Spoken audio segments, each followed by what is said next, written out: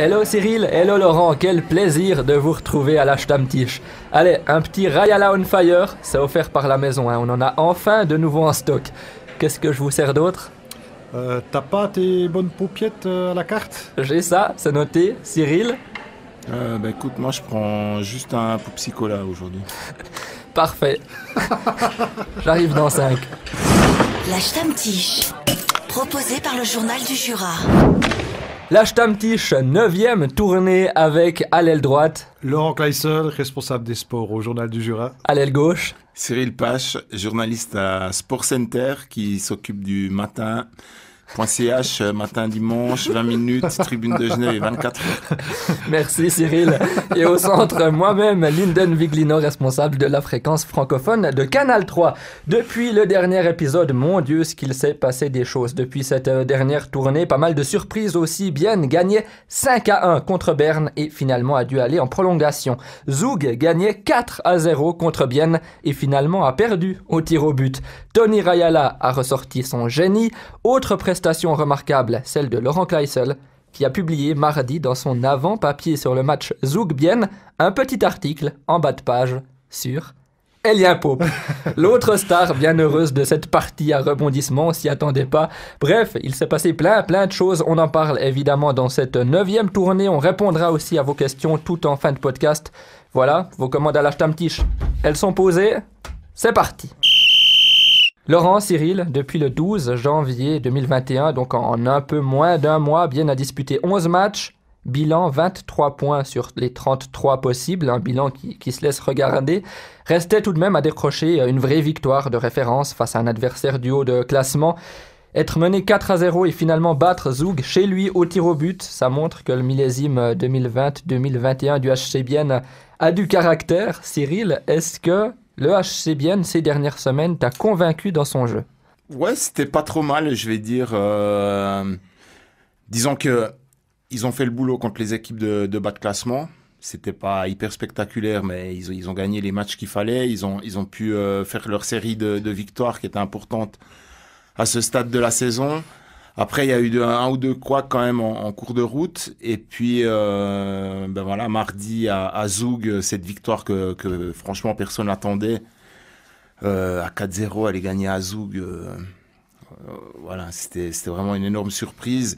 Elle fait du bien. Après, c'est toujours cool de gagner des matchs comme ça, mais ils ne servent pas à grand-chose si on n'enchaîne pas derrière, quoi. Donc, avant de me prononcer définitivement, il faudra encore attendre un petit peu les prochains résultats. Et je pense surtout au match de dimanche contre Fribourg, une équipe que Bienne n'a encore jamais battue. Il ne faut pas attendre sur ce résultat-là. La bête noire.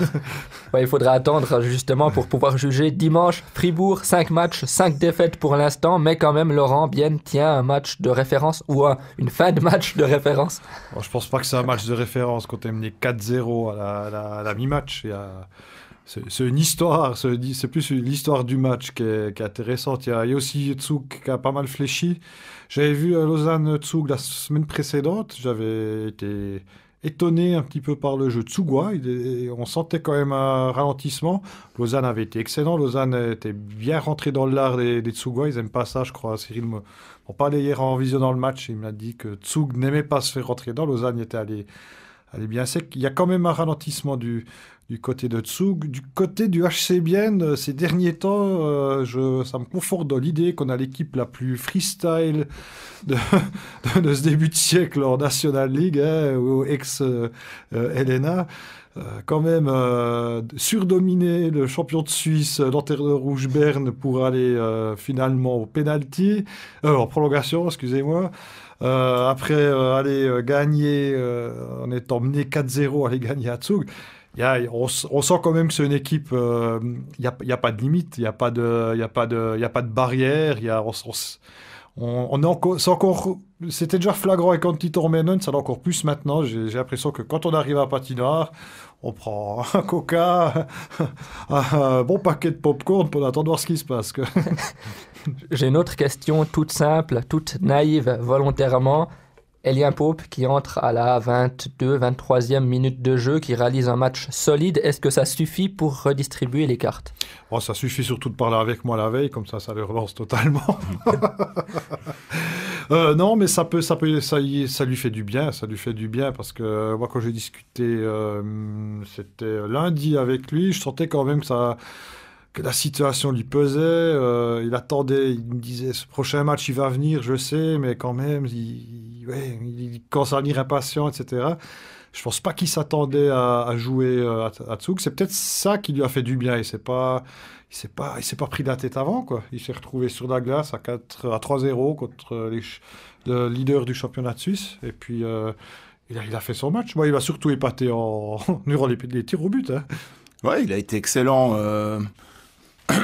Été excellent pendant tout le match. Et, enfin, ce qui est important pour lui, c'est d'être entré en jeu et d'avoir réussi à gagner le match, parce que c'est un peu ce qu'on attend d'un gardien numéro 2, c'est qu'il soit capable de faire un peu des coups comme ça, ou quand une partie... en général, le numéro 2, il entre justement quand plus rien ne va, puis tu sais que la partie est perdue. Et puis, quand tu arrives à entrer en jeu, à sortir vraiment un gros match, et puis à faire gagner ton équipe, pour la confiance, c'est énorme, et aussi pour la confiance du reste de l'équipe, qui sait que voilà, on a un numéro 2 sur lequel vraiment on peut compter en cas de pépin. Après, je pense qu'au bout du compte, ça ne change pas la hiérarchie dans l'équipe. Oui, il y a une chose qui est assez surprenante cette saison, on le voit un peu dans toutes les patinoires, c'est les retours. Là, il y a Bienne l'a fait mardi soir, Davos, je ne m'abuse, à Davos Genève, était mené 2-0. Berne l'a fait à Bienne. J'ai un peu l'impression, je ne sais pas ce que vous en pensez les gars, mais le fait qu'il n'y ait pas de public, ça favorise ce genre de situation. C'est-à-dire que l'équipe qui est venue à domicile, elle ne se fait pas siffler, elle ne se fait pas huer, elle peut continuer de travailler, on va dire, avec une certaine sérénité, entre guillemets. J'ai l'impression que l'absence de public, ça fait que ce genre de retournement, on en voit de plus en plus. Ouais, il y a une dynamique qui est complètement différente cette saison. Et oui, je pense que le public, ça joue un grand rôle. Quand tu es mené, enfin quand tu as un match qui est perdu, forcément, t'as pas, si tu joues à domicile, tu n'as pas les sifflets du public, ou tu n'as pas les moqueries que tu entends descendre des gradins à chaque fois que tu rates un truc. Donc ça libère un peu les joueurs. Après, je pense aussi qu'il y a quand même, avec cette saison particulière, avec beaucoup de quarantaines, les équipes font que des hauts et des bas, avec une certaine partie de championnat, quelques matchs à la suite, ensuite des quarantaines, 10 jours de pause et ça reprend et tout. Je pense que ça joue aussi sur le fait qu'il y ait des résultats qui sont complètement... qui sortent vraiment de l'ordinaire. Mais quand même, Cyril, ok, il n'y a pas de spectateurs, il y a des quarantaines et des situations un peu spéciales cette saison, mais Laurent l'a dit, il y a eu Bienne-Berne, il y a eu Zug-Bienne.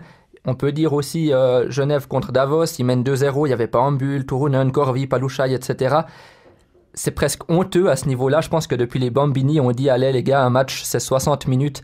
De pouvoir autant changer entre le début de match et la fin de rencontre, c'est quand même quelque chose qui ne doit pas arriver en National League, malgré toutes ces circonstances.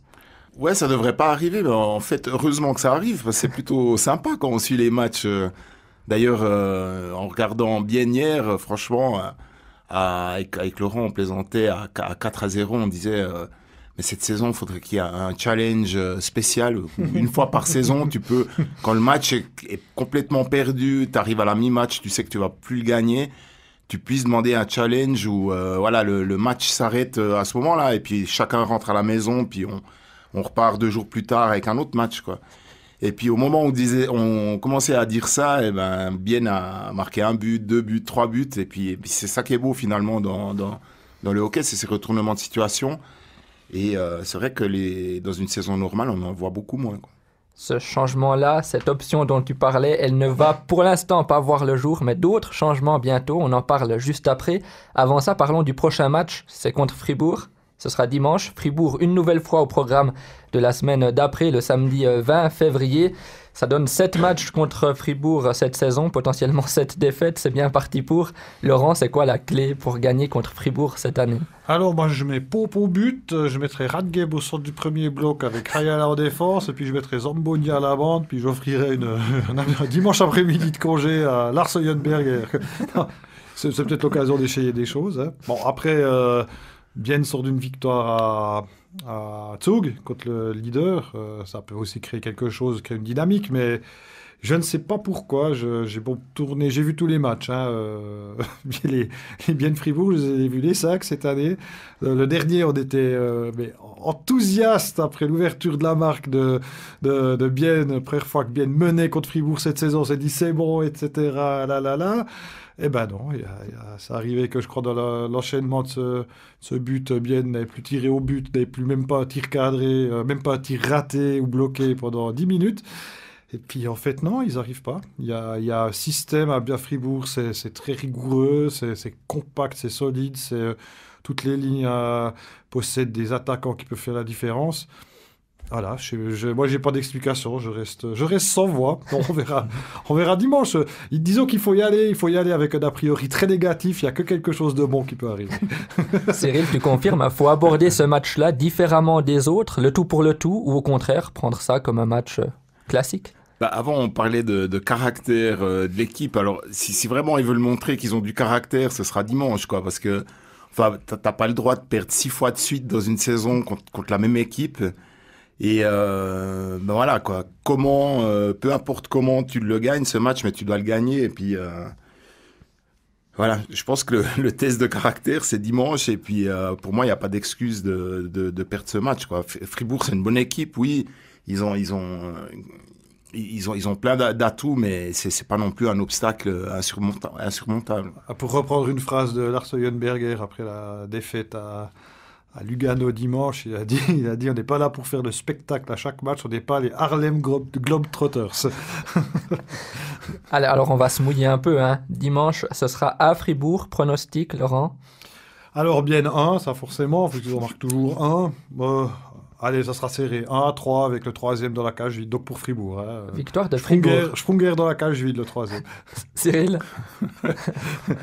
Allez, victoire biennoise. Voilà. Allez, un résultat surprenant. 2-7. Fribourg, quand ils perdent, c'est pas des défaites, c'est des naufrages, quoi. Donc, s'ils perdent contre Bienne, ce sera un résultat épatant. Ils sont mûrs. Ouais. Allez, je vais dire 4-1 pour Fribourg. Allez, c'est noté. C'est mouillé, on verra ça dimanche.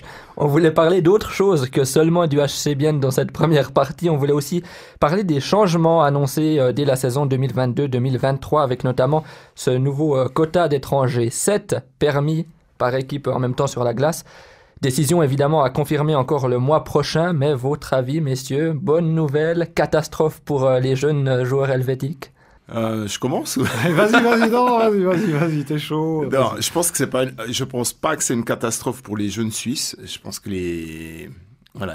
un bon jeune joueur suisse va toujours trouver le moyen de se faire sa place.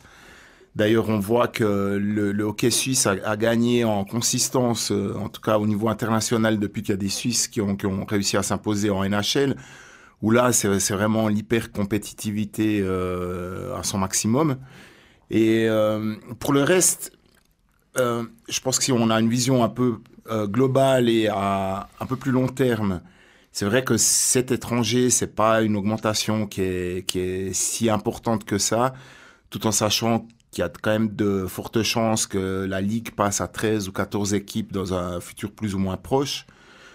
D'un autre côté, on voit aussi qu'il y a de moins en moins de jeunes Suisses qui font du hockey, donc il y a quand même un déficit tout à la base, quoi, au niveau de la formation. Donc au bout d'un moment, c'est dur de former un bassin suffisant de joueurs de qualité. Donc pourquoi pas augmenter un petit peu?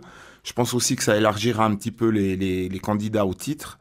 Et puis c'est là que les clubs auront vraiment besoin d'excellents directeurs sportifs qui pourront vraiment faire la différence, quoi. Aujourd'hui, c'est un peu trop... Celui qui a vraiment les moyens, il s'offre les 4 meilleurs étrangers plus tous les meilleurs Suisses. Et puis après, tous les 2 ans, tu fais ton titre de champion. Là, ça demandera plus de flair, de connexion et puis de savoir-faire pour monter une équipe. Tu parlais de la NHL. Romagnosi, dans sa petite vidéo pour le syndicat des joueurs, sauf erreur, il disait qu'il n'en serait pas là où il est aujourd'hui s'il n'avait pas eu autant de responsabilités si jeune. Il a commencé à 16 ans à Berne, vite eu des responsabilités, powerplay, etc. Quand même, qu'on le veuille ou non, cet étranger, Laurent, ça laisse moins de place aux jeunes pour leur début de carrière. Maurice Bill, là, mon confrère du Björtagblatt, a posé la question pas plus tard que mercredi matin à Martin Steinegger. Il a juste demandé s'il y avait déjà cet étranger en Suisse.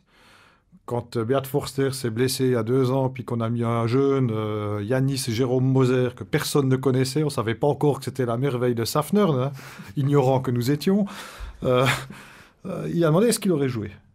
Ou bien est-ce que Steinegger serait allé chercher un Slovaque qui vient à la nage ou à pied, plutôt à pied là. Steinegger a dit que lui a affirmé que Moser aurait joué parce que c'est un gars qui a un potentiel exceptionnel et puis que des joueurs comme ça, il y aura toujours de la place pour eux. Alors après, moi j'ai du mal à avoir une lecture vraiment bonne de est-ce que c'est bien, c'est pas bien, si c'est étranger. Il y a beaucoup de choses à briquer, savoir est-ce qu'un Elliot Berton, bien un Stéphane Ulmer qui ne pourra plus jouer en tant que Suisse, qui sera remplacé peut-être par un défenseur norvégien. Est-ce que le Norvégien international acceptera, le centre norvégien, ça acceptera de jouer 6 minutes au centre du 4e bloc? C'est encore des choses à voir. Moi, la question surtout qu'il faut se poser, c'est que cette réforme est faite pour baisser le niveau des salaires. Donc le niveau moyen des salaires, c'est-à-dire c'est pas baisser le salaire de Dennis Hollenstein ou bien de Gregory Hoffman, c'est de baisser les salaires des joueurs de 3 et 4e ligne, car ils sont toujours plus chers, parce qu'il y a beaucoup de concurrence sur ces joueurs-là, ce sont des joueurs qui vendent pas beaucoup de maillots. J'ai jamais vu beaucoup de maillots de Fabian Luthi, qu'on salue bien d'ailleurs, à la patinoire ici à Vienne. Et ça fait partie d'un concept avec le fair play, le plafond salarial et tous ces mécanismes-là qui sont actuellement à l'étude auprès de la Comco, de la Commission de la concurrence. Hein. Donc c'est des projets qui sont assez avancés au niveau de la National League, des 12 clubs de la National League qui formulent une SA maintenant, il ne faut pas oublier, une entité séparée. C'est comme la DEL ou la NHL, hein, c'est devenu une ligue privée pratiquement. Et moi, je pense qu'il faudra voir si cette réforme avec un plafond salarial, avec des sommes d'argent précises à dépenser, avec des pénalités très lourdes si tu dépasses, etc. Voir s'il y a vraiment des effets, c'est-à-dire que ces salaires de ces seconds couteaux finalement ils baissent. Est-ce que les jeunes auront quand même leur place, etc. Il faudra voir comment tous ces mécanismes se mettent en place. Moi, personnellement, je suis 12 équipes, 4 étrangers qui sont des vedettes dans leur club. Moi, ça me va bien. J'aime bien ce côté-là, un peu old school. Voilà, excusez-moi, mais ces réformes, il faudra vraiment les analyser sur le long terme, quoi. Et par rapport aux jeunes Suisses, alors, je suis assez d'accord avec ce que Steinegger dit, comme quoi un Yannis Moser aurait quand même joué, même avec 7 ou 10 étrangers. C'est vrai que quand un joueur sort du lot, bien sûr qu'il va jouer. Par contre, je pense qu'on risque quand même de passer à côté de certains joueurs qui se développent ou qui explosent un petit peu plus tard. Et là, j'ai un exemple qui me vient en tête, c'est Kylian Motet à Fribourg, qui est aujourd'hui qui est vraiment excellent. Il est vraiment à maturité. C'est vraiment. Enfin, moi, je suis épaté chaque fois que je le vois jouer. Mais c'est quand même un gars qui a dû faire une saison à Sierre en Ligue B, une autre à Ajoie en Ligue B, une 3e saison à Lausanne, toujours en Ligue B, avant de pouvoir percer avec Fribourg, quoi. Donc, je pense que des joueurs comme ça, peut-être qu'il y en a qui vont passer entre les mailles du filet puis qu'on va les perdre. Tu vois. Comme Valentin Nussbaumer. Qui est passé dans les mailles du filet biennois. Voilà. Ouais. Il va bien, Valentin, il va bien. Hein. Il est un point par match maintenant qu'il est à Davos, hein. Libéré.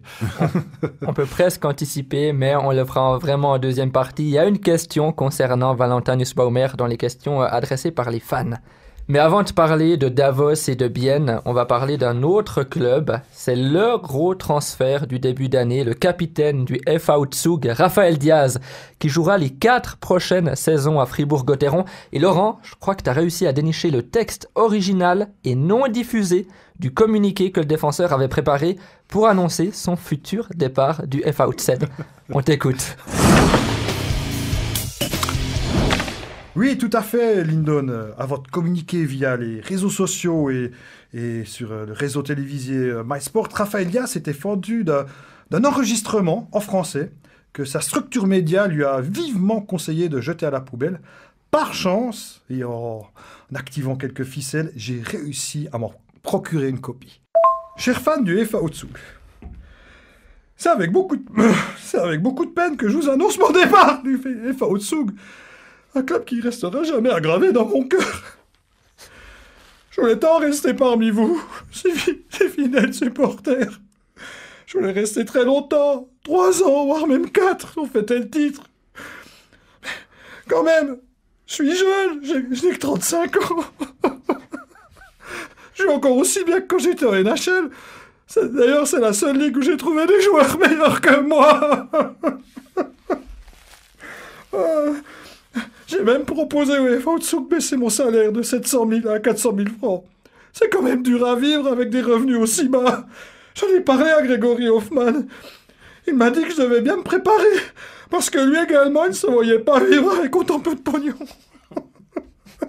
Alors pour m'habituer, j'ai même commencé à acheter des articles M budget, vous imaginez. Alors j'ai choisi d'aller à Fribourg-Gotteron. Oui, je suis très motivé à rejoindre cette équipe qui vise le titre depuis si longtemps. Et ils m'ont dit qu'ils m'engageaient pour gagner le titre, mais moi je sais pas comment faire. J'ai jamais gagné de finale. Je vais partir à Fribourg. À Fribourg-Gotteron. En défense, j'ai joué avec Jeff Souter. Avec Benoît Yeke, avec Jérémy Camerza. Jérémy Camerza, mais vous imaginez? Le coach, il m'a promis qu'il n'allait pas m'aligner avec lui. Ça m'a convaincu de signer, parce que sinon... Je vais quand même pas jouer au Canadien de Montréal pour finir ma carrière à côté de Jérémy Camerza. Quand je suis allé signer mon contrat, j'ai trouvé un peu étrange de voir Denis Malgin à la patinoire. Mais il m'a juste expliqué, il était tout gentil, il m'a juste expliqué que j'ai fait quelques kilomètres de trop. Alors quand je suis arrivé à Fribourg, on m'a aussi dit, mais ça j'ai pas compris tout de suite, on m'a dit que je devrais payer des impôts. Je sais pas ce que c'est, des impôts. J'ai demandé à Christian Dubé, mais c'est quoi payer des impôts? Parce qu'à Zug, ça n'existe pas. Alors après, le coach, je sais pas, j'ai pas compris, il m'a répondu mais que si je venais à Zug, il m'a demandé si il pouvait utiliser ma boîte aux lettres à Zug. Moi, je me suis dit, ça fait quand même loin pour aller relever le courrier. Avant de signer, j'ai quand même aussi appelé Patrick Fischer. Je voulais savoir si on pouvait être sélectionneur d'équipe nationale en jouant à Fribourg-Gotteron. Il m'a répondu qu'il n'allait pas en Suisse romande, c'était beaucoup trop loin, ça sentait pas bon, en plus c'est pas assez cher. Mais il m'a promis quand même d'envoyer des cartes postales lorsqu'il sera en voyage avec l'équipe de Suisse. Moi je trouve que c'est gentil quand même. Moi je m'excuse tellement d'être obligé de partir de Zug, d'aller tout là-bas en Suisse romande. En plus il paraît qu'à Fribourg, on parle français. Merci Laurent, merci à Raphaël Diaz, bien joué d'avoir récupéré cette note audio. Une petite question avant de passer à toutes les questions qu'on nous a posées sur les réseaux sociaux. Messieurs, vous pensez que le titre, enfin pour Fribourg-Gotteron, il va venir dans ces prochaines années? Dans ces prochaines années, oui, mais après ça dépend. Dans l'ère Raphaël Diaz ou bien déjà cette saison?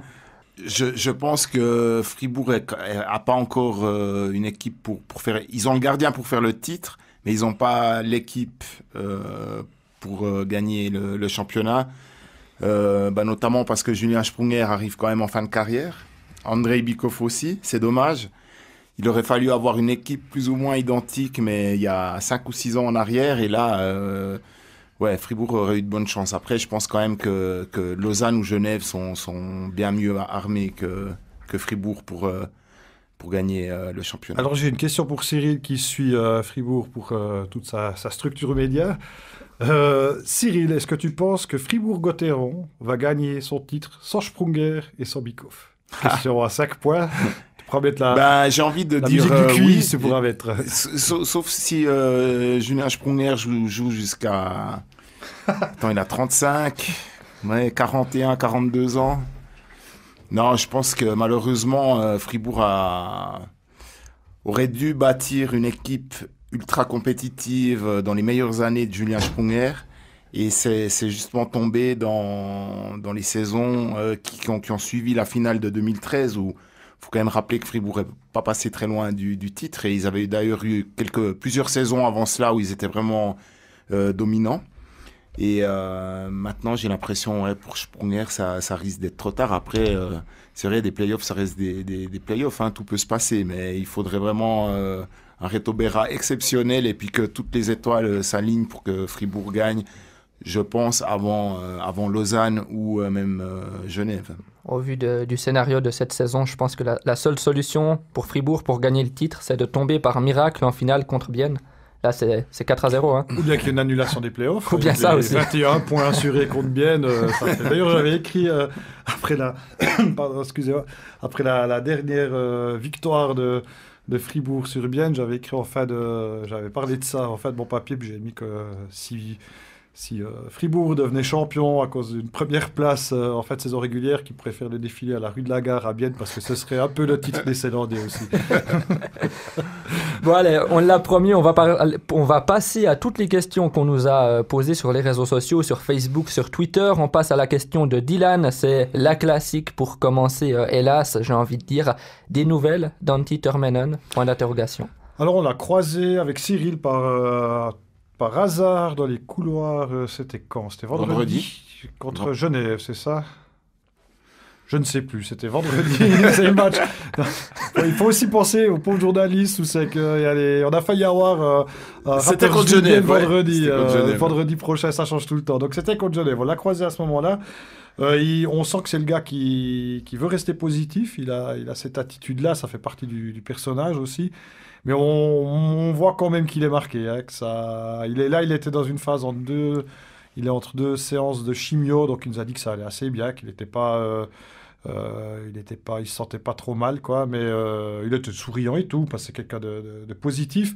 Mais quand même, on sent que c'est pas le même Antti.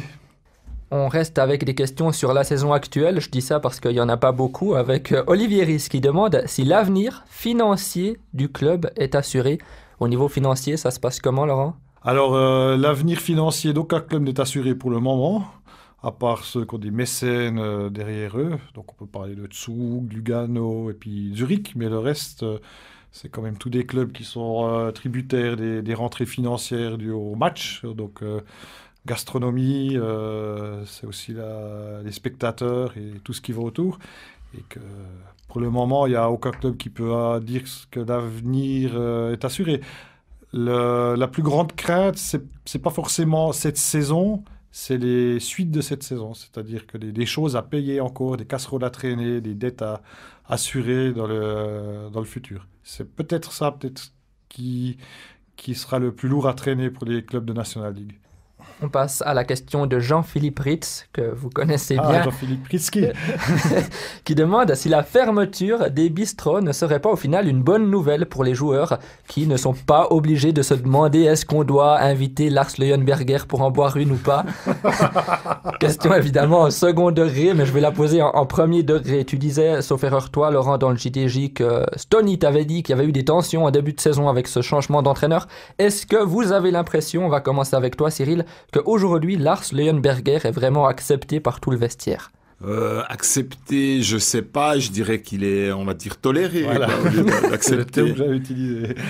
Voilà, je pense que c'est une situation qui est difficile aussi pour l'entraîneur parce que j'imagine bien que les joueurs savent qu'il sera très probablement plus là la saison prochaine. Donc, pour lui, c'est aussi difficile, j'imagine, de mettre en place un petit peu sa philosophie ou juste de s'imposer, sachant que lui aussi, je pense qu'il le sait très bien qu'il y a peu de chances qu'il soit là la saison prochaine. Donc, c'est pas une situation qui est bénéfique pour une équipe.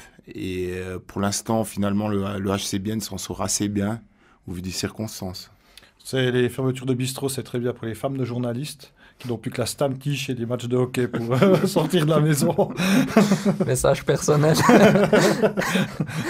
Pour le HC Bienne, il y a une situation très délicate. Là, c'est quoi ? C'est un gros point d'interrogation. On attend de voir comment se passe le rétablissement d'Antti Termeinen parce qu'il n'y a aucun entraîneur sous contrat pour la saison prochaine.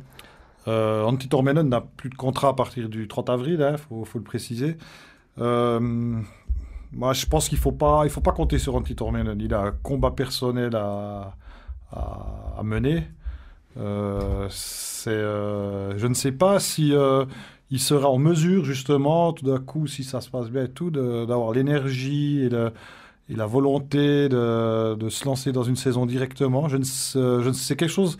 Je me suis pas entretenu de ça avec lui, ni avec Steinegger, on n'a pas parlé vraiment de cette question-là. C'est presque, j'ai quand même l'impression que c'est un peu un sujet tabou, quoi.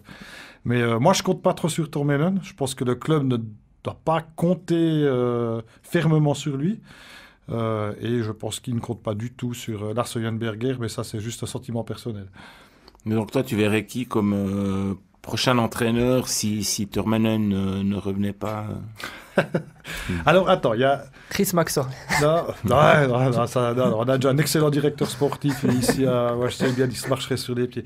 Il y a deux pistes. Il y a la piste audacieuse et il y a la piste old school assurée, on va dire. La piste audacieuse, ce serait d'aller chercher Gary Sheehan à Ajoie, qu'il montre un peu ce qu'il sait faire dans une équipe, dans un cadre professionnel de National League. Je dis pas que la Suisse n'est pas professionnelle, c'est pas mon propos, mais dans un autre contexte. Mais je pense qu'aussi Gary Sheehan, c'est un entraîneur qui est... c'est des entraîneurs hyperactifs qui veulent être partout, qui veulent mettre leur dé partout. Puis je sais pas si... C'est un profil qui cadre parfaitement avec la Swiss League. Et après, j'ai une deuxième option qui serait... J'adorerais cette option-là, c'est Heinz Sellers avec une équipe qui n'est pas là pour se défendre. Heinz Sellers s'est retrouvé à Lausanne avec une équipe... il a fait des choses incroyables avec une équipe qui venait de remonter de Ligue nationale B. Il était à Langnau avec une équipe de bras cassés. Il a quand même réussi quelques petits trucs, quoi. Si on lui met du Kunti, du Brunner, du Radgeb, l'équipe la plus freestyle qu'il a qui est en Suisse actuellement, je me demande ce que ça peut donner avec un entraîneur qui a cette rigueur-là. Je ne sais pas ce que tu en penses, Cyril. Ouais, moi j'ai hâte de voir un jour Heinz Sellers avec une bonne équipe, parce qu'il a fait, moi j'ai le souvenir de lui surtout à Lausanne. À l'époque, je suivais beaucoup Lausanne dans les premières années après la remontée en Liga, et puis ils ont fait deux quarts de finale. Ils sont allés jusqu'au 7e match avec vraiment une équipe en bois contre les ZSC Lions et Berne à l'époque, qui étaient vraiment les meilleures équipes du championnat. Et il a toujours fait des résultats surprenants avec des équipes qui n'avaient aucun talent. Donc, le grand problème qu'il a eu dans sa carrière jusqu'ici, c'est qu'il n'a jamais vraiment eu, à part en Ligue B avec Bienne, il n'a jamais vraiment eu d'équipe dominante ou d'équipe qui peut dominer au niveau supérieur. Et c'est vrai que ce serait intéressant de le voir avec cette équipe de Bienne. Par contre, je me demande si... qu'est-ce que tu penserais de Thierry Paterlini Alors, je vais juste rebondir sur Ehlers, après je réponds sur Paterlini. Il y a quand même un lien avec Steinegger, non? D'ailleurs, oui. Heinz Sellers s'est toujours défendu d'être un coach défensif. Il n'aime pas quand on lui accole cette étiquette. Par contre, il a toujours dit « je fais avec l'équipe qu'on me donne ». Donc c'est vrai que ce serait très intéressant de voir ce que ça donne à Bienne. Thierry Paterlini, c'est sa première saison à la tête d'une équipe professionnelle autre qu'une sélection. Et c'est compliqué à Chaux-de-Fonds quand même. Chaux-de-Fonds est sous la barre et en dessous de la 6e place. Il doit gérer un contingent qui bouge beaucoup, avec beaucoup d'allers-retours de jeunes joueurs. Mais par contre, c'est un entraîneur qui fait confiance aux jeunes parce qu'il a cette fibre. Il est passé par un peu comme Christian Volven, il est passé par la Suisse M20. Donc ça pourrait être intéressant à Bienne. Et puis ça pourrait être un bon complément, c'est vrai, à Martin Steinegger. Ils sont très potes. D'ailleurs, il y a une anecdote assez intéressante à raconter. Thierry Paterlini, c'est le parrain de la fille aînée de Martin Steinegger, puisqu'ils sont devenus amis du temps que Thierry Paterlini jouait au CP Berne. Et Paterlini est parti à Lugano. C'était un joueur, il faut se souvenir d'un joueur, Cyril, tu te rappelles, c'était quand même un gros joueur, limite méchant. Ouais, il arrivait un peu à jouer un peu sec, mais ça jouait différemment à l'époque aussi. Il était, voilà. Puis c'est arrivé qu'un match de play-off à Paterlini, il y avait un contact, et je ne sais pas exactement, il a donné un coup au visage de Steinegger et il a cassé une dent. Et Steinegger, il est rentré franc fou de Lugano, il a réveillé sa fille au milieu de la nuit, puis il a dit demain on te trouve un autre pareil. Quoi. Puis Martin Steinegger m'a dit qu'il a fallu quand même un peu du temps pour effacer ce truc. C'est quelque chose qui est hein, entre durs, ils aiment pas trop ce. On va passer à toutes les questions. Il y en a beaucoup qui parlent déjà, qui anticipent la saison prochaine. On va commencer avec la question qui m'a fait le plus rire, mais aussi peut-être le plus gros dossier dont on va parler. Question d'un ancien journaliste à Canal 3 que je n'ai pas connu personnellement, Dimitri Dimich, c'est son nom sur Facebook, qui demande « Ne pensez-vous pas que le HC Bienne jouerait beaucoup mieux en remplaçant Beat Forster par cette enclume ?» Question accompagnée d'une superbe photo d'enclume. Ça m'a fait très très rire, mais plus sérieusement, il y a plusieurs autres personnes qui nous questionnent sur l'avenir du défenseur de 38 ans. Cyril, t'as déjà dit que c'était un plaisir de voir son jeu défensif. Personnellement, je fais presque partie du camp qui dit merci beaucoup Beat, incroyable carrière, super joueur, mais laisse ta place aux jeunes. Il est de loin pas irremplaçable selon moi, en tout cas à son niveau actuel de cette saison. Cyril, toi, dans la peau de Martin Steinegger, en partant bien sûr du principe que Beat Forster veut prolonger, est-ce que tu le prolonges ? Alors oui, je le prolonge parce que c'est vrai que je suis un grand fan de Beat Forster et de toutes les petites choses cachées qu'on ne voit pas dans un match qui fait tellement bien. Mais aussi tout simplement parce que avant de ne pas le signer, il faudrait déjà avoir quelqu'un qui puisse vraiment le remplacer. Et puis ça, je pense pas que ça se trouve non plus à tous les coins de rue. Et faut pas oublier non plus que Kreis part à Zug. Donc ça fait quand même 2 défenseurs expérimentés qui manqueraient d'un seul coup à l'équipe. Donc moi, Forster, de toute façon, je le garderai parce que je pense qu'il apporte quand même une certaine assurance et une certaine... je trouve qu'il agit, il joue un petit peu, c'est un peu un exemple à suivre pour des jeunes défenseurs qui veulent apprendre le métier, même si, bien sûr, il est plus au top. C'est clair que des matchs contre Zug où ça va vite, ou contre Lausanne où ça va vite, ou même Genève, c'est plus trop forcément toujours des matchs pour lui. Par contre, contre des équipes où le jeu est un peu plus posé et puis que ça va un peu moins dans tous les sens, je pense qu'il arrive encore à apporter vraiment beaucoup à l'équipe. Bon, aussi, on le juge sur la première partie de saison. Il ne faut pas oublier que Beat Forster, c'est diesel, mais vraiment à l'ancienne. Il n'y a pas de filtre à particules. Là. C'est une machine qui met du temps à se mettre vraiment dans le rythme. Il ne faut pas oublier qu'il a aussi toujours un genou qui grince, donc il a une préparation, il a peu joué en préparation. Moi, je le vois bien. La saison va durer. Ça sera un gars qui sera très à l'aise au mois de mars, avril. Il sera très bien. Puis je pense qu'il y a la perception qu'on aura de ce joueur va changer. Quoi. Moi, je suis assez de l'avis de Cyril sur tout ce qu'il a dit. C'est surtout le fait de le remplacer. Quoi, parce que une expérience pareille, ça ne se remplace pas comme ça. Mais aussi, c'est un joueur... Il ne faut plus compter sur lui pour 50 matchs dans une saison. Peut-être il vaut encore, je sais pas, 25-30 matchs. Mais un peu comme Brunner aussi. Des joueurs qui ont quand même pas mal déjà de kilomètres dans les jambes et puis qui restent toujours forts, mais plus sur l'ensemble d'une saison. Voilà, c'est tout. Et puis dès le moment où on accepte qu'il passe à côté d'une dizaine de matchs, et puis que les 10 autres, il est blessé ou malade, je trouve qu'il vaut quand même le coup. Quoi. Pour vous, ça vaut la peine de le prolonger et il devrait élever son niveau en fin de saison. C'est noté. On va rester en défense. Rester pour la saison prochaine avec une question de Claude-Alain Moy qui nous demande « Qui verriez-vous comme défenseur pour le prochain exercice au sein de notre surprenante équipe ?» Parce que oui, Forster, rien n'est sûr. Sami Kreis, c'est sûr, il sera à Zug. Stéphane Ulmer, Lindbaum, fin de contrat. Vous voyez qui, vous, pour... Eric Carlson est sous contrat, je crois. Moi, je pense que Martin Steinegger devrait déjà s'intéresser de près au dossier de David Ebicher à Fribourg. Alors, c'est pas pour la saison prochaine, mais pour l'avenir, parce que c'est un joueur qui... Le jeune défenseur, l'entraîneur des gardiens. Voilà. C'est un défenseur que j'aime beaucoup, qui me fait beaucoup penser à Andrea Glauser, qui est aussi qui joue à Langnau, qui est devenu international à Langnau après être parti de Fribourg, et qui a aussi connu beaucoup de difficultés à s'imposer à Fribourg. Et j'ai un peu l'impression que David Ebicher se trouve dans la même situation que Glauser à l'époque. Et voilà, à la place du HC Bienne, je garderais bien un œil sur lui et puis je sauterais sur l'occasion si tout à coup il venait à être très insatisfait de son temps de jeu ou de son utilisation à Fribourg. Après, pour la saison prochaine, franchement, là, j'ai pas vraiment de nom en tête. Laurent, toi, t'as peut-être un peu plus suivi ça que moi, mais... Lindbaum, Ulmer, il faut les garder. Ulmer, je pense qui il pas. faut garder? Ulmer, je pense pas. Après, c'est toujours... Est-ce qu'on fait de la place Est-ce qu'on se dit il n'y aura pas de relégation? Sans doute, il y aura une 13e équipe, peut-être si Cloton monte, voire Ajoie. Hein, on ira avec plaisir là-bas, Cyril. Hein. Mais peut-être il y a ce Yann Bixel qu'on peut commencer à lancer, d'accord, à 17 ans, qui a montré assez vite que, voilà, qu'il est quelque chose. Yannick Stempfli, quand il est venu depuis Chaux-de-Fonds, il a eu un ou deux matchs un peu pénibles au début, on sentait un déficit de rythme. Mais je trouve que c'est un joueur qui a des qualités. Il y a un bon matériel à façonner, là. Donc, déjà, il y a ce vivier, là.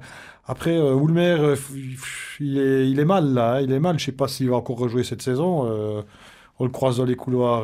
Il a pris une énorme commotion cérébrale. On rappelle qu'il a pris 100 kilos de Mathias Rossi. Une charge tout à fait correcte, mais 100 kilos face à un gars d'1 m 73, 4, boum, quoi. Donc, il y a peut-être Sartori aussi qui a eu besoin d'une saison d'adaptation, celle-ci.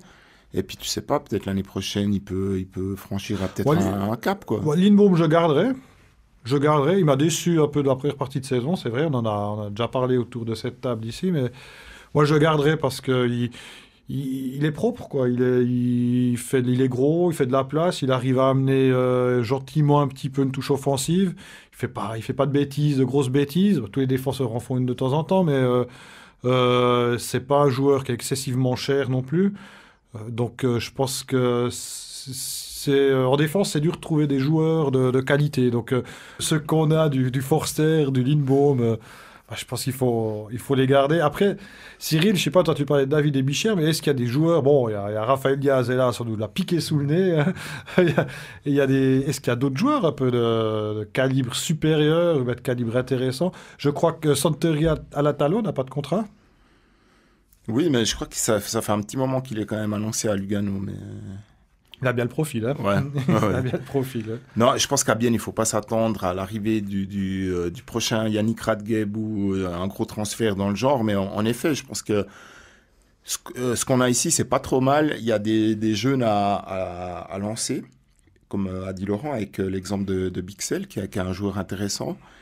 Et j'ai pas l'impression qu'il y ait d'énormes changements à faire derrière. Et en effet, moi, je suis pas un grand fan de Lindbaum, mais c'est vrai que... Finalement, il fait quand même son job derrière et puis, à défaut de trouver mieux que lui, pourquoi pas le garder. Et justement, Eric Karlsson est Karlsson. toujours Je pense pas qu'il y a beaucoup de Henrik Temernes qui sont sur le marché à des prix raisonnables. Donc, Bon, en défense, la grande question, c'est de savoir est-ce que Yanis Moser, dit la merveille de Safner, sera encore là la saison prochaine. C'est la grande crainte de Martin Steinegger. Moi, je pense que oui. Je pense aussi que lui, la saison prochaine aussi, je pense. Mais je pense pas qu'il faut compter sur lui sur les 5 prochaines années. Quoi. Effectivement, mais donc Yanis Moser, oui pour la saison prochaine. Lindbaum, oui, vous leur signez tous les deux si vous êtes dans la peau de Martin Steinegger. Lindbaum qui sera peut-être pas là dimanche contre Fribourg. Il attend une petite fille pour ses tout prochains jours. Mais bon, ça c'est une autre affaire. C'est pas le seul à attendre, je crois, Lindon. Parenthèse à refermer. Fabrice Erard, toujours sur Facebook, qui nous demande, ça va te plaire ça Laurent, on arrête de parler de la défense, on parle de l'attaque, on parle d'étrangers qui ont 30 ans tous les deux, qui jouent depuis 2015 en Suisse, à Ajoie, et il dit, est-ce que ce n'est pas enfin le temps d'aller chercher De Vos et Azona à Ajoie? Ton avis? Ouais, j'ai presque l'impression que le train est passé pour eux, quoi, que c'est presque trop tard. Ils sont tellement racinés en Swiss League, ils ont tellement ces habitudes... Tu sais, hein, même quand tu gagnes 8-1 à Turgovie ou je ne sais pas où, puis que tu as quand même tes 32 minutes de jeu pour marquer tes 6 points, venir en National League, avoir 16-17 minutes de jeu avec des structures, des schémas de jeu et puis des consignes défensives beaucoup plus strictes, je pense que c'est des joueurs maintenant, c'est peut-être trop tard pour eux. Trop tard, Cyril? Ouais, je suis un peu aussi de cet avis, même Merci, si c'est Cyril, deux merci. joueurs que j'adore. Et puis, d'un autre côté, ce serait quand même moche d'aller les piquer au HCA, quoi. Mais Bon, alors, s'il y a un des deux que je verrais quand même bien en Liga, c'est Hazen. Beaucoup de monde trouve que justement De Vos est le meilleur des deux, ce qui est certainement vrai. Enfin, disons que De Vos est beaucoup plus complet. C'est aussi le meneur de jeu, mais je pense que Hazen a plus les qualités au niveau du patinage, de son shoot, de son intensité pour jouer un rôle dans une équipe en National League que De Vos. Il a un jeu plus typé, on va dire. De Vos a un jeu un peu plus en loin, il faut un peu tout. Et puis, il faut que ça aille un peu plus lentement, j'ai l'impression, avec De Vos, pour qu'il puisse vraiment s'exprimer, tandis qu'Hazen, c'est plus un joueur qui va à l'énergie et puis qui a des super shoots et le sens du but, quoi. Donc, bien entouré, même en National League, je pense qu'il s'en sortirait, à mon avis. Il y a eu les copains de Derek Cormier, dans le début des années 2000 à Sierre. On se souvient de Lee Jinman, du Suédois Niklas Anger, qui avait aux côtés de Derek Cormier, qui est passé les 100 points en saison de Ligue nationale B. Ils sont allés une saison en Liga après. Tu te rappelles, Lee Jinman était à la Langnau, il a fait quelques matchs, puis il était retourné à Sierre. Niklas Anger était mal tombé, il était allé à Bâle, mais ça n'avait pas fonctionné non plus, parce que c'était des joueurs qui étaient tellement typés pour la Ligue B, et puis tellement accrochés au jeu de l'autre étranger, que dès qu'ils se retrouvaient dans un autre contexte, ça n'a pas du tout fonctionné. Je ne veux pas dire que ça ne fonctionnerait pas avec les deux d'Ajoie, mais moi je trouve le trait passé, quoi. Il aurait fallu, il y a peut-être après leur première saison, il aurait fallu qu'un club fasse un pari sur eux, et puis là maintenant c'est trop tard. Mais ce qui les dessert beaucoup aussi, c'est que les gens avec qui j'ai pu parler de leur cas, la plupart des gens sont d'avis que tu es obligé de les prendre les deux, en fait. Que si tu prends un ou l'autre, ça va pas fonctionner, quoi. Donc c'est un peu ce que les clubs redoutent, c'est que si tu les prends pas les deux, ça va pas te donner le bon résultat. Et il suffit que tu les engages les deux, qu'il y en ait un qui se blesse ou qui tourne pas vraiment, et puis ça te pénalise complètement le transfert, en fait. De Vos, Hazen, non. Du coup, qui comme étranger pour la saison prochaine? Il n'y a que Rayala qui est sous contrat. Ça, c'est la question de Mirio et de Vincent Criblé qui parlent les deux de faut-il garder Pouliot. Vincent qui dit également est-ce que le HCBN a les moyens de garder Pouliot qui devrait obtenir sa licence suisse? Le cas Pouliot, vous avez des infos?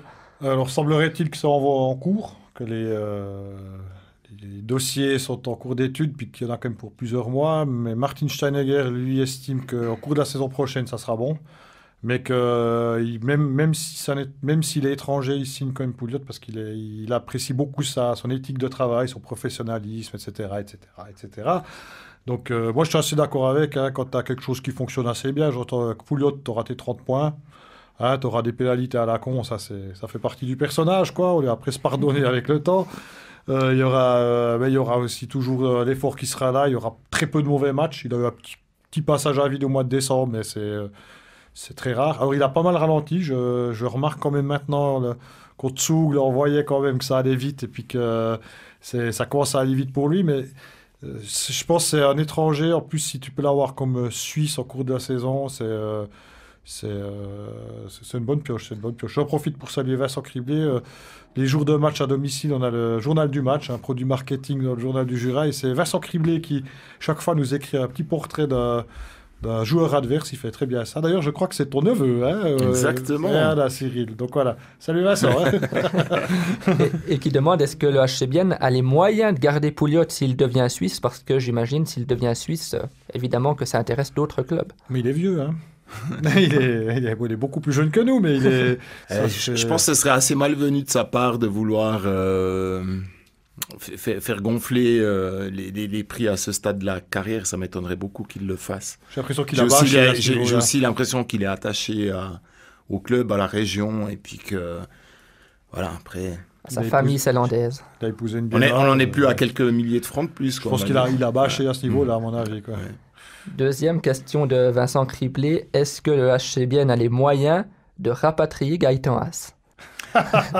Alors, je pense que les moyens pour rapatrier Gaëtan Haas pourraient se trouver quand même assez facilement dans la région, s'il faut. Il y a quelques poches qui seraient... Voilà. Disons que je pense que ce sera plus facile à trouver des sous pour Gaëtan Haas que pour prolonger Ricardo Sartori, par exemple. Je pense que ce sera pas un obstacle le jour venu, mais après, la question est de savoir si... Enfin, quelle sera encore la durée de la carrière de Haas en NHL? Je crois qu'il est quand même, il a quand même envie de faire quelque chose là-bas. Et puis, pour l'instant, il s'en sort pas trop mal. Donc, et j'ai aussi le sentiment qu'un jour, il va revenir à Bienne, quoi. Je sais pas ce que t'en penses, Laurent, mais il me semble que c'est un peu écrit quelque part, quoi. C'est Gilles Montandon qui est parti à Berne, qui a fait quelques clips, puis qui est retourné à Fribourg, quoi. Là, c'est un peu notre Gilles Montandon avec un peu plus de cheveux. On continue avec les potentiels arrivés à la question générale de Leopardo. Thierry qui nous demande si vous avez d'autres rumeurs de transfert dans l'air actuellement. Alors, j'ai une rumeur pour Thierry, c'est que il semblerait que le HC Bienne va engager un nouveau chef maths qui fait très bien les petites boissons vitaminées et protéinées après les entraînements. Alors, peut-être que lui a plus d'informations que moi, et puis s'il en a, qu'il nous les communique. Alors, il faut savoir que Thierry Di Leo a été un des grands chefs maths du HC Bienne à l'époque. Et un très grand entraîneur de inline hockey aussi. Voilà, quand j'ai commencé à jouer, c'était, je me souviens, et c'est lui que je disais bonjour monsieur Leopardo. Enfin, j'étais tout impressionné quand je le voyais. C'était un monument du club. Et non, je garde un très bon souvenir de lui. Il m'avait très bien accueilli quand j'étais tout jeune. Et puis, c'est vrai que ça aussi a été un entraîneur de inline, c'est vrai. Ton unique entraîneur. Mon unique entraîneur. Celui qui a vu la fête de ta carrière abrupte sur une agression sauvage, c'est ça? Non, là, t'exagères. Donc, comme les autres, on le salue bien, Cyril. Voilà, on le salue bien. Ouais. Et on va conclure avec cette question de Denis Zotti qui revient sur l'échange Bienne-Davos, donc Ulström, Nussbaumer contre Lindgren, Ischier. Et il demande, déjà, j'ai envie de dire, qui est le gagnant de cet échange? Rapidement, votre avis, il y a déjà un gagnant? On peut déjà juger? Il y a eu un échange. Gagnant-perdant, Ischier, c'est une bonne pioche. Après, il faut voir si ça se transforme en un Sandro Schmidt, genre très beau et tout, mais c'est pas très efficace. Mais je trouve qu'il y a quelque chose avec Ischier. Lindgren, deux chocs à la tête, commotion cérébrale, on ne sait pas trop où il en est, donc... Voilà quoi. Par contre, je trouve ce qui arrive à Valentin Nussbaumer, c'est fantastique pour lui quoi. Il a trouvé cet environnement son agent lui a trouvé l'environnement qu'il lui fallait. On va plutôt dire ça comme ça. Et pour ça, c'est bien pour lui. Là, je crois qu'il tourne à 1 point par match avec Davos. Et puis moi je dis chapeau l'artiste. J'ai hâte qu'il nous remonte ce maillot de Davos au prochain match ici à la Tissot Arena. L'amour du maillot, ça fait tout.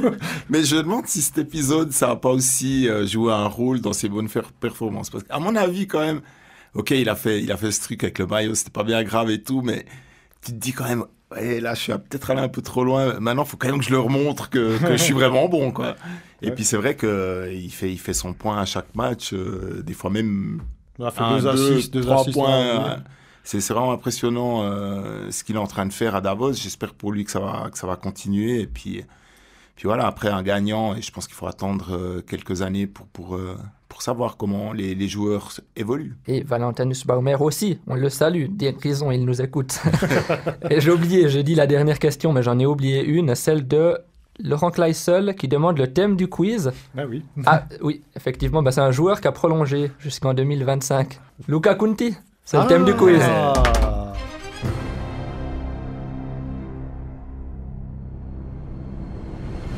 Luca Kunti, donc, qui a prolongé son contrat au HC Bienne jusqu'en 2025. Lui aussi, il se plaît dans le Seeland. Luca Kunti, attaquant zurichois. Il a débuté tout petit au Getseka Lions. 31 ans, il en aura 35 à la fin de son contrat. Ce sera même l'année de ses 36 ans. Luca Kunti, c'était le meilleur rookie lors de la saison 2011-2012 avec Zurich. Champion de Suisse d'ailleurs cette saison-là. Médaillé d'argent avec l'équipe de Suisse aux Mondiaux 2012. À nouveau champion de Suisse en 2013-14, toujours avec Zurich. Bref, un gros palmarès, un grand joueur du championnat suisse. Là, je vous ai dit plein d'infos qui ne seront donc pas dans le quiz. La première question, Luca Kunti, j'ai dit 2 titres de champion de Suisse. Il a aussi gagné 2 coupes de Suisse, mais avec quelle équipe? La coupe de Suisse.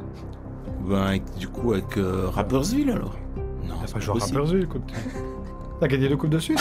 Avec Zurich alors. Avec Zurich. Mais il est là depuis... Zurich a gagné quand il était là. 2 fois Zurich. Ils ont gagné 1 fois. 1 fois, je suis sûr.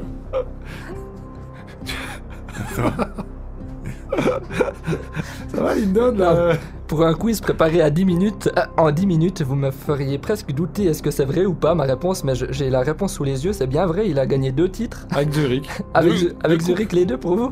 Ouais. Attends, Non, bah, il y a c'est faux. Lugano, Zurich et Lugano. C'est faux, non, toujours pas. Non, mais c'est juste en plus, j'ai vérifié, vous m'avez mis un sacré doute. Il a gagné avec Zurich, effectivement, en 2016, et puis l'année suivante, il a gagné de nouveau, mais c'était plus Zurich. Et lui non plus n'était plus à Zurich, du coup. C'était Mais il était après à Lugano. Ah, Cloton. bien joué, Voilà, il les avait fait- aviateurs. Jouer à Cloton. Ouais, ça allait Ah, pas trop à ça- Zurich, il avait fini la saison à Cloton, puis après, parce que il avait été transféré à Lugano, il avait signé à Lugano, et puis Zurich le comptait plus sur lui, puis il a fini la saison à Cloton avant d'aller à Lugano. Tout à fait. Ouais, c'est Un bon point, petit alors ça me fait piège, un point. Bien joué. Quoi. On t'accorde le point, Laurent. Vous m'avez donc 1000 doutes, mais c'est bien ça. 2016 Zurich, 2017 Cloton. Deuxième question, avec quelle équipe Luca Conti a disputé son tout premier match en Ligue nationale A à l'époque? Langnau. Bien joué Cyril. Langnau, c'était le 13 novembre 2009 Ah oui. contre Genève. Victoire d'ailleurs, attention, 5-0 de Langnau à Lille-Fils face à Genève. Langnau, il a disputé 12 matchs là-bas et cette saison-là, un but, un assist pour lui. Ensuite, retour au GC Lions, Zurich, Cloton, Lugano, Bienne. Ça, c'est pour le parcours dans les équipes suisses. Mais on l'a dit, il a aussi été drafté, on l'a dit dans le dernier épisode de la Stammtisch. Il a été drafté par une équipe de NHL en 2007. Quelle équipe? Vancouver Canucks.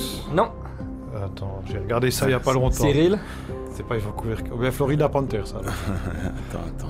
c'est à toi. Tampa Bay Lightning. Bien joué, Ah. bien joué. Et Ah oui, c'est fallait juste. peut-être que je l'annonce, il y avait 3 questions, ça fait 2-1 pour toi, t'as Aïe, gagné, aïe, bravo. aïe, aïe, Tampa aïe. Bay, Belle 3... victoire aujourd'hui, là, je suis assez content. Bien moi. vu. Oh, non. Et moi, j'ai une question encore pour Laurent, là, je vais un peu vérifier un petit peu sa culture générale. Quel est l'entraîneur qui a sorti Luca Conti de l'ombre pour l'amener à la lumière en Suisse? Mais je sais pas, à quel âge? À 10 ans? À 12 ans? Non, à 14 ans? l'âge pour jouer au niveau professionnel. Parce qu'il était revenu de... Parce qu'il faut savoir quand même que c'était un gars qui Il était était au perdu GC pour le hockey. Lions et puis qui après il a été prêté Ouais, à c'était- Langnau je et puis ça me fonctionnait souviens, pas ouais. et tout. Le truc qu'il a eu, lui, c'est que quand il est revenu du Canada, il a eu des problèmes, il a eu une mononucléose. Après, il a totalement arrêté le hockey. Il a commencé, il bossait dans l'entreprise de marbrier, maçonnerie. Ouais. Il voulait plus faire de hockey. Puis c'est là qu'il a fait rejoindre les GC Lions. Et c'est là qu'est arrivé à ses fameux entraîneurs, Voilà. dont je ne me souviens plus le nom, mais je me souviens de l'histoire. Il était avec les Getsack Lions, puis il a fait des matchs amicaux avec les ZSC Lions, et le fameux entraîneur dont je parle parce que je suis en train de réfléchir, a dit, mais celui-là, il est pas mal du tout. Et puis, 2 ans après, il était... Si tu sais pas, aux tu Jeux peux Olympiques. dire. Hein. Non, Tu mais sais, il n'y a pas de mal à ça dire. me- Voilà. Ça me... bon, c'était... Ah, mais c'est pas... Donc, c'est un Suédois, il me semble. C'est un Canadien. C'est un Canadien. Bob Hartley. Ah oui, Bob Hartley. Voilà. Bob Hartley qui l'a pris des GC Lions pour le mettre avec les ZSC Lions. Et au printemps suivant, ils ont fait le titre. Et lui, il a directement enchaîné sélection de l'équipe de Suisse et médaille d'argent aux mondiaux. Moi, je l'avais 2013, croisé, je me ouais. souviens, la première fois que j'ai discuté avec lui, c'était aux Jeux Olympiques à Sochi, Monsieur Conti. Il avait un niveau exceptionnel. Et je trouve que, par moment, on retrouve le Conti de cette saison-là, on le retrouve avec le HC Bienne, quand il a l'impression d'avancer sur des petits coussins, là, que ça avance tout seul. Il est merveilleux à avoir joué, Luca Conti. Ouais, alors, bon, les derniers matchs que j'ai vus, il était un petit peu dans le dur, on va dire. Il avait une petite baisse, mais c'est vrai que cette saison, moi, je l'ai trouvé aussi exceptionnel, quoi. Mais comme l'a dit un polémiste que je ne citerai pas, quand Luca Conti a prolongé, généralement il baisse de régime, mais on ne donnera pas de nom. Hein. On aura le temps de voir ça jusqu'en 2025. Bravo Cyril encore pour ta victoire. Donc, je rappelle aussi drafté au 3e tour, 75e rang, c'était en 2007, Luca Conti, qu'on pourra donc voir encore quelques saisons, 4 saisons au HC Bienne. Messieurs, on arrive à la fin de cet épisode. Quelque chose à ajouter?